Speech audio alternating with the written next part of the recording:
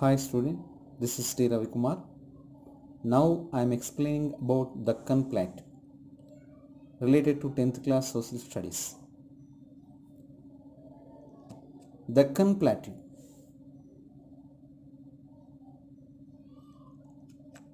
The Peninsular Plateau. The Indian Plateau is also known as the Peninsular Plateau as it is surrounded by the sea on three sides. West side Arabian Sea, east side Bay of Bengal, south side Indian Ocean. It is mainly composed of the old crystalline, hard igneous and metamorphic rocks.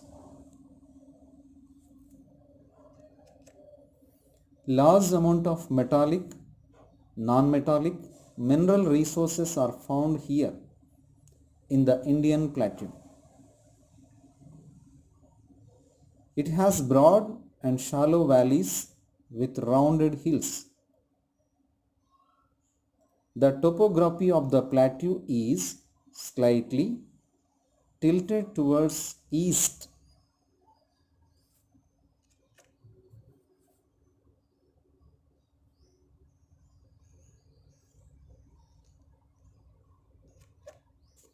The western and eastern Ghats form the western and eastern edges respectively. The southernmost tip of the peninsular plateau is Kanyakumari.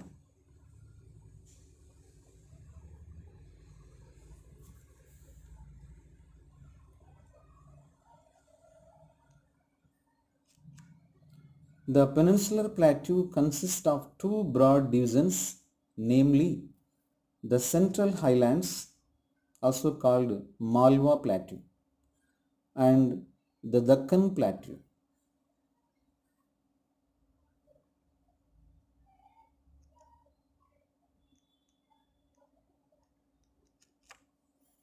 On the physical map of India, south of the Gangetic Plain and the north of the river Narmada, you can identify Central Highlands. Prominent plateaus here are Malwa Plateau on the western side, and towards the east there is a Chota Nagpur Plateau. Malwa Plateau, Chota Nagpur Plateau. In comparison to the Gangetic Plain, the plateau region is dry. The rivers are not perennial. The irrigation for second crop depends on deep tube wells and tanks. Chota Nagpur Plateau is rich in mineral resources.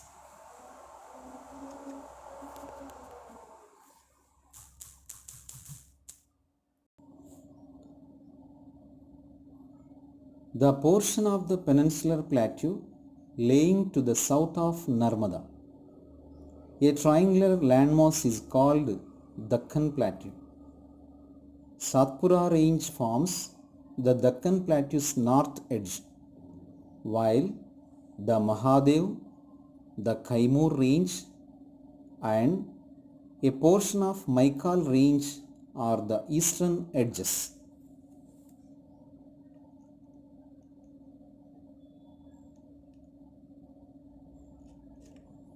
Western Ghats and Eastern Ghats and Nilagiris form western, eastern and southern boundaries respectively.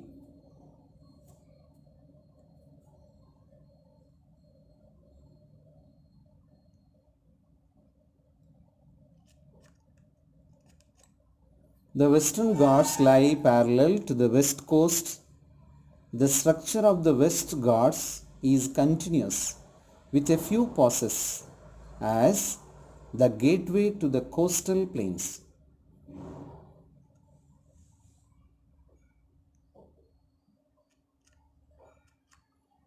The Western Ghats are higher than the Eastern Ghats. For the Deccan Plateau region, the Western Ghats extend for 1600 kilometers. Near Gudaluru, the Nilagiri joins the Western Ghats and rise to over a height of about 2000 meters.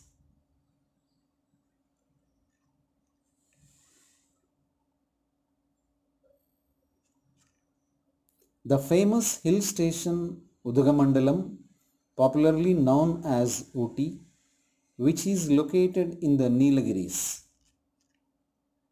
Dodabetta is its highest peak in Nilagiris.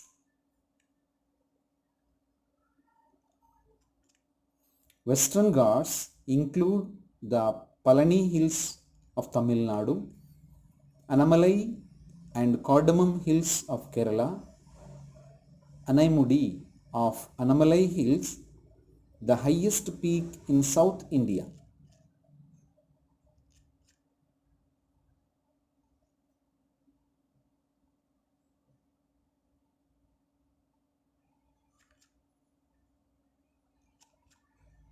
Anamalai Hills in Western Ghats.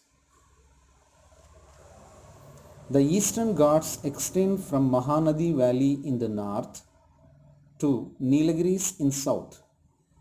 Eastern Ghats are not continuous. Rivers that originate in Western Ghats like the Godavari and Krishna cut across the plateau and join the Bay of Bengal.